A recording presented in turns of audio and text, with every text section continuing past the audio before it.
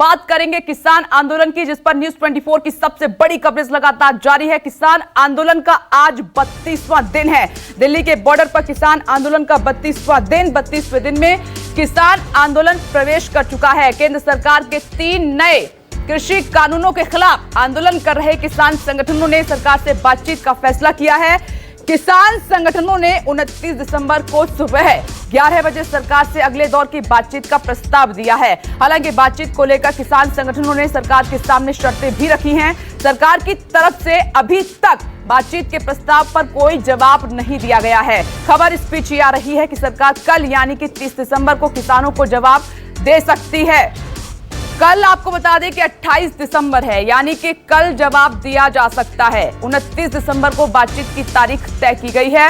सरकार को अब किसानों को जवाब देना है, क्योंकि सरकार ने अपनी तैयारी जो है जिस तरीके से की थी उस पर किसानों का भी जवाब आ गया है। लगभग पूरा दिन लगा, उसके बाद अगली तारीख बातचीत को लेकर तय हुई है। और इसी बीच किसानों ने सरकार के सामने बातचीत के लिए सशर्त प्रस्ताव रखा है। 29 दिसंबर को बातचीत के लिए आखिर क्या है वो शर्तें, बता रही हैं मेरी सहयोगी रोमिता तिवारी। देखिए, सुनिए, समझिए, फिर आगे चलेंगे।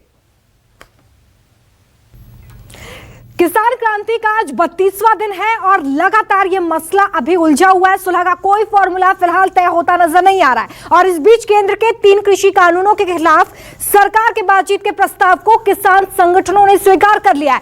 किसान राजी हो गए हैं कि वो बातचीत करेंगे और इसके लिए 29 दिसंबर का समय तय किया गया है। लेकिन कुछ शर्तें भी रखी गई हैं। किसान संगठनों ने सरकार के सामने 4 शर्तें रखी हैं, जो एक एक कर हम आपके सामने रख रहे हैं।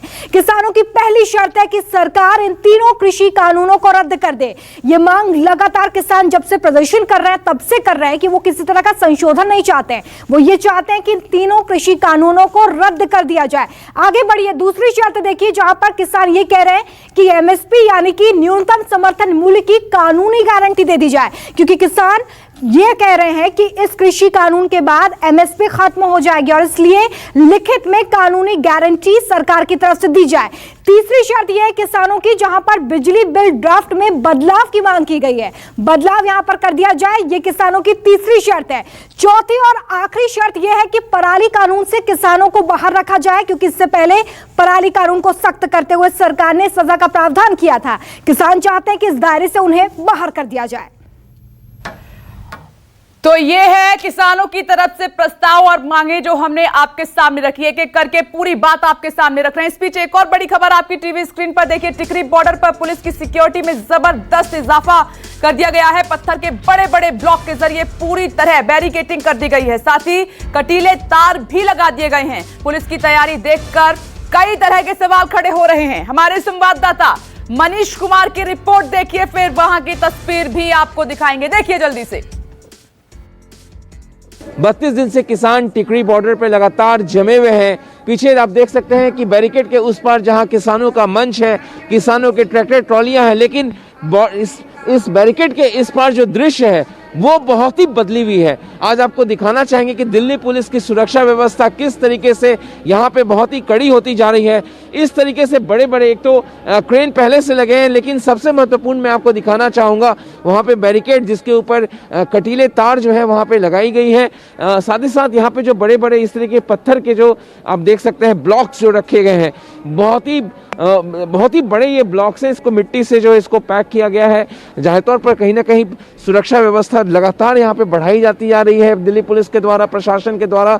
ये हैरान करता है ये दृश्य, क्योंकि किसान दूसरी तरफ है, किसान आगे बढ़ने को तैयार नहीं। वो चाह रहे हैं, वो बोल रहे हैं कि हम वहीं पे जमे रहेंगे, लेकिन पुलिस प्रशासन यहाँ पे सुरक्षा व्यवस्था को लगातार बढ़ाते जा रही है। तो यहाँ पे दृश्य आपको दिखाना चाहेंगे। कई पुलिसकर्मी यहाँ पे जरूर खड़े हैं, लेकिन सबसे महत्वपूर्ण यहाँ पे ब्लॉक्स हैं। ये ब्लॉक्स जिस तरीके से यहाँ पे लगाए जा रहे हैं, जो कि हैरान करते हैं, कई तरह के मन में संदेह पैदा करते हैं। क्या प्रशासन के पास कुछ ऐसा इनपुट है जिसके कारण ये ब्लॉक्स, इतने हेवी ब्लॉक्स आप देख सकते हैं यहाँ पे लगाए गए हैं। मिट्टी यहाँ पे पहले ये नहीं थी, क्योंकि मैं लगातार टिकरी बॉर्डर पे कवर कर रहा हूँ, पहले मुझे ये दृश्य नहीं दिखे थे, लेकिन आज ये दृश्य मुझे नज़र आ रहा। इस तरीके के ब्लॉक्स जो लाए गए हैं कंटेनर से इस रास्ते को पूरा, जो ये आप बहादुरगढ़ दिल्ली को जो जोड़ता है टिकरी बॉर्डर, ये इस रास्ते को किस तरीके से बंद किया गया है कंटेनर के द्वारा। तो आपको दिखाना चाहेंगे ये ब्लॉक्स बहुत ही महत्वपूर्ण है, क्योंकि लगता है कि दिल्ली पुलिस यहाँ पे अपनी मुस्तैदी, अपनी तैनाती, यहाँ पे सुरक्षा व्यवस्था लगातार कड़ी करती जा रही है। कहीं ना कहीं लगता है दिल्ली पुलिस इस तरीके से अगर ब्लॉक्स को लगाए जा रहे हैं, रास्ते को बिल्कुल बंद किया जा रहा, तो क्या प्रशासन के मन में कोई शंका है जिसके बदौलत यहाँ पे सुरक्षा व्यवस्था बढ़ाई जा रही है? ये ब्लॉक्स कई तरीके के सवाल खड़े कर रहे हैं, जो कि पत्थर के बड़े बड़े बैरिकेड यहाँ पे टिकरी बॉर्डर पे लगाए जा रहे हैं। कैमरामैन संजय के साथ मनीष कुमार, न्यूज़ 24 टिकरी बॉर्डर। तो किसान क्रांति का 32वां दिन है, इस पर न्यूज़ 24 की सबसे बड़ी कवरेज जल्दी से आपको ग्राउंड जीरो पर न्यूज़ 24 संवाददाता मौजूद है, उनको दिखा देते हैं। कुंदन सिंह सिंघू बॉर्डर पर, प्रभाकर मिश्रा गाजीपुर बॉर्डर, मनीष कुमार और टिकरी बॉर्डर, उनके पास आपको लिए चलेंगे। लेकिन अब आपको असम लिए चलते हैं। देखिए गृह मंत्री अमित शाह आपको इसमें थोड़ी देर में आप दिखाई, देखिए देख भी रहे हैं टीवी स्क्रीन पर इस वक्त गृह मंत्री अमित शाह कामाख्या मंदिर पहुंच चुके हैं। गुवाहाटी से ये लाइव तस्वीरें कामाख्या मंदिर में, जिस तरीके से हम आपको जानकारी दे रहे थे कि यहां पर शक्ति पूजा करेंगे, कामाख्या मंदिर से ये सीधी लाइव तस्वीरें इस वक्त आपके सामने एक्शन में हैं। गृह मंत्री अमित शाह बाकायदा पूरी डोर अपने हाथ में ले रखी है। पूजा अर्चना के बाद आगे बढ़ेंगे। दर्शन के बाद मणिपुर दौरे के लिए गृह मंत्री अमित शाह रवाना हो जाएंगे और ये पूर्वोत्तर का दौरा गृह मंत्री अमित शाह का बहुत मायने रखता है, बहुत महत्वपूर्ण माना जा रहा है। लेकिन इस बीच वहां क्या हो रहा है, किस तरीके से कार्यक्रम है गृह मंत्री अमित शाह का, ये पल पल की जानकारी लगातार आपके साथ साझा कर रहे हैं। गुवाहाटी अमित शाह पहुंच चुके हैं, कामाख्या मंदिर पहुंच रहे हैं और सिक्योरिटी के जो इंतजाम है वो काफी पुख्ता कर दिए गए हैं। थोड़ी देर में पूजा का कार्यक्रम शुरू होगा। पूजा अर्चना करने के बाद गृह मंत्री अमित शाह आगे बढ़ेंगे और इस बीच आप ये भी देख रहे हैं कि बंगाल के बाद इस तरफ आप मिशन नॉर्थ ईस्ट पर गृह मंत्री अमित शाह नजर आ रहे हैं और यहां पर पूरी प्लानिंग किस तरीके से है, क्योंकि कल दहाड़े थे गृह मंत्री अमित शाह और आपने सुना भी था एक एक शब्द उनका कितना भारी भरकम था। केंद्रीय गृह मंत्री अमित शाह ने कांग्रेस पर हमला बोलते हुए कहा कि उन्होंने असम के लोगों और उनके गौरव के लिए कुछ नहीं किया। इस तरीके की रणनीति के साथ विपक्ष पर प्रभावी हैं, विपक्ष पर हमलावर हैं और अगले साल चुनाव को देखते हुए गृह मंत्री अमित शाह का यह दौरा काफी अहम माना जा रहा है। शुरुआत हर राज्य में पूजन के साथ करते हैं गृह मंत्री अमित शाह और इसी सिलसिले में कामाख्या मंदिर पहुंचे हैं और साथ ही गृह मंत्री अमित शाह को अगर आपने सुना था तो सीधे कांग्रेस पर हमलावर होते हुए उन्होंने कहा कि हमने विकास कार्यों के लिए करोड़ों रुपए दिए हैं ताकि राज्य का डेवलपमेंट हो। साथ ही पश्चिम बंगाल में भी आपने देखा था कि पूजा के बाद ही आगे अपने दौरे की शुरुआत की थी और इसी तरीके से गुवाहाटी में गृह मंत्री अमित शाह कामाख्या मंदिर में पूजा करने के लिए पहुंचे हुए हैं। और इस खबर पर मेरे सहयोगी अमित कुमार जुड़ गए ज्यादा जानकारी के साथ। अमित, कामाख्या मंदिर पहुंचे हैं गृह मंत्री अमित शाह। जी देखिए, आप कह सकते हैं कि अमित शाह की शक्ति पूजा जो है, इससे पहले बंगाल जब गए थे तो वहां पर भी उन्होंने सिद्धेश्वरी मां में काली मां के दर्शन किए थे और इसके बाद अपनी जो उनकी यात्रा शुरू हुई थी। तो इस तरह से अमित शाह अभी देखिए, आप विजुअल भी देख रहे होंगे कि अंदर मंदिर में पहुंचे हुए हैं अमित शाह और वहां पर पूजा अर्चना करनी है और इसके बाद फिर उनको मणिपुर के लिए निकलना है। अब अगले साल ही चुनाव होना है यहाँ पर, बंगाल के साथ असम में भी चुनाव होगा और वहां पर भी कहीं ना कहीं पार्टी के लिए एक तरह से आप कह सकते हैं कि प्रतिष्ठा दांव पर है। वहां पर सरकार है और वहां पर सत्ता को बचानी है और कहीं ना कहीं ये पूरी जिम्मेदारी जो है एक तरह से आप देखिए तो अमित शाह खुद अपने हाथ में लेके चलते हैं। और अभी जो सरकारी यात्रा है 2 दिन की, कल वो गुवाहाटी में थे और आज गुवाहाटी में ही कामाख्या देवी के दर्शन करने के लिए पहुंचे हुए हैं। पूजा अर्चना शुरू होगी, अंदर मंदिर के अंदर वो पहुंच चुके हैं और थोड़ी देर में पूजा शुरू हो जाएगी और पूजा करने के बाद इससे पहले भी वो वहां पर कामाख्या देवी के दर्शन कर चुके हैं। जब चुनाव था, पिछले बार भी चुनाव के दौरान हम लोग वहीं पर थे तो उस दौरान भी उन्होंने वहां पर आए थे और वो पूजा अर्चना की थी। तो एक माँ देवी के साथ उनका, जैसे कि आप प्रधानमंत्री मोदी को शिव की आराधना करते देखते हैं हमेशा, तो इस तरह से अमित शाह जहां भी जाते हैं, बंगाल में इससे पहले भी दर्शन किया उन्होंने। तो एक तरह का आप वो कहते भी हैं कि जहां जिस जगह पर मैं जाता हूं वहां की संस्कृति से जुड़ने की कोशिश करता हूं, वहां के कल्चर से, वहां पर जो पूजा अर्चना धार्मिक अनुष्ठान करने में परहेज नहीं करते हैं। तो अभी वो मंदिर में है पूजा अर्चना के लिए और इसके बाद यहाँ से वो मणिपुर निकलेंगे। अमित, मैं जरा इस रणनीति को समझने की कोशिश कर रही हूं। कल आपने देखा था कि अमित शाह 2 दिवसीय दौरे पर हैं और सीधे तौर पर विपक्षी पार्टियों पर जमकर हमला बोला था, तो क्या एजेंडा रहने वाला है अमित? नहीं, देखिए चुनाव है और अभी तो सरकारी काम, कल उन्होंने भारत के सबसे बड़े मेडिकल कॉलेज के लिए एक आधारशिला रखी थी, लेकिन जो एक संस्कृति और परंपरा से जुड़ने की बात है, जैसे कि बंगाल में भी सबने देखा कि अमित शाह किस तरह से वहां पर वो बाउल जो सिंगर थे, कलाकार थे, उनके घर गए थे खाना खाने के लिए। यहाँ पर भी अमित शाह जो कल संत शंकरदेव हैं, उनका जो जन्मस्थली है वहां के सौंदर्यीकरण का एक प्रोग्राम था, वहां पे की शुरुआत की। तो अमित शाह से भी जब बंगाल में मेरी बात हो रही थी, जब उनसे मैंने पूछा कि कहा जाता है कि आप चुनाव को देखते हुए वहां पर वोट बैंक की बात हो रही है कि छोटे छोटे वोट बैंक को सेक्शन को जोड़ने की कोशिश, तो उन्होंने कहा कि मैं पहले भी ये पहली बार नहीं है कि मैं इस तरह से कहीं जाता हूं तो वहां की परंपरा या संस्कृति जोड़ने की कोशिश करता हूं।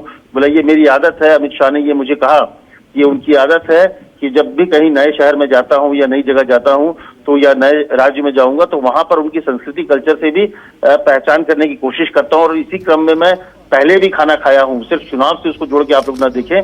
तो अमित शाह का क्या ये अपना स्टाइल रहा है, ये इससे पहले भी कई बार हमने देखा। इस तरह की राजनीति की अगर बात करें तो इसको अगर हम राजनीति जोड़ के देखें तो इस तरह की राजनीति की शुरुआत ही अमित शाह ने की है। जैसे बंगाल में आप देखिए तो ममता बनर्जी में कभी भी किसी घर में जाके खाना खाना या किसी के घर पे रहना, इस तरह के कल्चर आपको देखने को नहीं मिला होगा। इससे पहले भी चाहे कांग्रेस की बात करें, तमाम पॉलिटिकल पार्टीज की बात करें, तो ये अमित शाह का अपना स्टाइल है। जहां जाते हैं वहां की संस्कृति से जुड़ने की कोशिश करते हैं। और इसीलिए देखिए आप विजुअल में भी देख रहे होंगे कि मंदिर पहुंचे हुए हैं पूजा अर्चना के लिए। तमाम जो वहाँ के पंडित हैं वो वहाँ पर हैं। देखिए जल छिड़का जा रहा है। तो एक तरह के जो अनुष्ठान है उसको कर रहे हैं वहाँ पे अमित शाह। और जो 5 जो वहाँ के बड़े पुरोहित हैं वो इस पूजा अर्चना को करा रहे हैं अमित शाह के साथ। बिल्कुल अमित, और एक एक शब्द बहुत महत्वपूर्ण है। इस वक्त लाइव तस्वीरें कामाख्या मंदिर की हम लगातार आपको दिखा रहे हैं। अमित शाह पहुंचे हुए हैं और थोड़ी देर में पूजा अर्चना का दौर शुरू होगा। जिस तरीके से अमित बता भी रहे हैं कि बंगाल के साथ साथ असम में भी बीजेपी की जो प्लानिंग है, रणनीति है, वो काफी अहम है। 2 तस्वीरें आपके सामने, एक तरफ आप देख रहे हैं सुरक्षा बेहद कड़ी है, तो दूसरी तरफ अमित शाह आपको सीढ़ियां चढ़ते हुए नजर आ रहे हैं कामाख्या मंदिर की। अमित देखिए, कल अमित शाह ने इस बात को भी गिनाया कि जिस तरीके से पूर्वोत्तर भारत में बीजेपी लगातार ध्यान दे रही है विकास को लेकर, या फिर पीएम का जिक्र किया कि 6 साल में तकरीबन 30 बार पूर्वोत्तर भारत का दौरा करना, फिर वहां पर करोड़ों रुपए की सौगात देना, विपक्षी पार्टियों पर निशाना साधना, तो कुल मिलाकर एजेंडा विकास को ही लेकर है। तो शुरू से ही जब सरकार बनी थी, बीजेपी की एनडीए की सरकार बनी थी, तभी प्रधानमंत्री ने कहा था कि उनका खास जो प्रयास होगा वो होगा उत्तर पूर्व के विकास को। इसीलिए उन्होंने बाकायदा एक मंत्रिमंडल में ये कहा भी था कि हर मंत्री जो है वो महीने में एक बार कोई ना कोई केंद्र का मंत्री उत्तर पूर्व का दौरा करेगा। और उसी कड़ी में तमाम जो चीजें, खुद प्रधानमंत्री का इतना दौरा इससे पहले कभी नहीं हुआ कि कोई देश का प्रधानमंत्री उत्तर पूर्व में इतना जाए। और प्रधानमंत्री ने खास तौर से विकास के जो तमाम एजेंडे रखा था, उन्होंने कहा था कि राजनीति कुछ भी हो लेकिन नॉर्थ ईस्ट हमेशा डेवलपमेंट से छूट जाता है। और उसी कड़ी में देखिए, आप भारत का सबसे बड़ा हॉस्पिटल बनाने का, अस्पताल बनाने की बात आप नॉर्थ ईस्ट में, असम में करने जा रहे हैं। तो ये अपने आप में दिखाता है कि नॉर्थ ईस्ट इस सरकार के एजेंडे में कितना महत्वपूर्ण है, कितना जरूरी है। और उसी कड़ी में चाहे तमाम मंत्री हो, अलग से डोनर मंत्री बनाया गया था नॉर्थ ईस्ट के लिए, के हिसाब से एक मंत्रिमंडल मंत्रालय बना दिया गया था। जितेंद्र सिंह उसके मंत्री हैं, जो कि नॉर्थ ईस्ट जो राज्यों की विकास से जुड़ी तमाम चीजों को वो देखते हैं। तो ये दिखाता है कि सरकार नॉर्थ ईस्ट के डेवलपमेंट को लेकर कितना चिंतित है, कितना उनके एजेंडे में महत्वपूर्ण है कि नॉर्थ ईस्ट को लेकर उन्होंने मंत्रालय बना दिया। तो नॉर्थ ईस्ट को लेकर तमाम जो डेवलपमेंट का है, और निश्चित तौर पर सरकार ये दिखाने की कोशिश भी करेगी क्योंकि चुनाव सामने है, तो विकास के जो उनके एजेंडे हैं, जो उन्होंने काम किया है, वो सामने होगा। देखिए उनके साथ हेमंत विश्व शर्मा है, और आप कह सकते हैं कि पूरे नॉर्थ ईस्ट में, भले ही असम में सरकार हो, तमाम जगह एनडीए की सरकार है, लेकिन सबसे बड़े जो उनके रणनीतिकार हैं वो हेमंत विश्व शर्मा है। और हेमंत विश्व शर्मा को आप कह सकते हैं कि उनकी अहमियत इतनी है कि खुद प्रधानमंत्री और अमित शाह के साथ उनकी बात होती है। और पूरे नॉर्थ ईस्ट में बीजेपी को जो इतनी ऊंचाई मिली है उसके लिए सूत्रधार कहा जाता है कि हेमंत विश्व शर्मा है। तो हेमंत विश्व शर्मा और सरकार का एजेंडा भी नॉर्थ ईस्ट को लेकर और अपने डेवलपमेंट एजेंडे को लेकर ही वहां पर रहेगा। हालांकि इसके अलावा जो सीए एनआरसी जैसे मुद्दे भी वहां पर हैं, जो घुसपैठ एक बड़ा मामला है क्योंकि बहुत बड़ी संख्या में जो बांग्लादेशी वहां पर पहुंचे हुए हैं, तो वो एक बड़ा मसला है। क्योंकि पिछले चुनाव में मैं खुद सीमावर्ती इलाकों में गया था जो कि बांग्लादेश की सीमा से सटे हुए इलाके हैं, जिले हैं। वहां पर हमने देखा कि किस तरह से जो वहां का लोकल मुस्लिम बनाम बिल्कुल अमित, आप बहुत महत्वपूर्ण बातें बता रहे हैं। बने रहिए आप मेरे साथ। देखिए तस्वीरें सीधे इस वक्त कामाख्या मंदिर से लाइव हम आपको दिखा रहे हैं। मिशन नॉर्थ ईस्ट पर गृह मंत्री अमित शाह सबसे पहले मंदिर में पूजा अर्चना करेंगे, उसके बाद मणिपुर के लिए रवाना होंगे। 2 दिवसीय दौरा है ये गृह मंत्री अमित शाह का, जिस पर लगातार हमारी नजर बनी हुई है। नमस्कार, मैं हूं मानक गुप्ता। अगर आपको हमारा ये वीडियो पसंद आया हो तो इसे लाइक और शेयर जरूर करें, और हाँ, हमें सब्सक्राइब और फॉलो करना ना भूलें ताकि आप देश और दुनिया की कोई खबर मिस ना करें। तो जुड़े रहिए हमारे साथ और देखते रहिए News 24।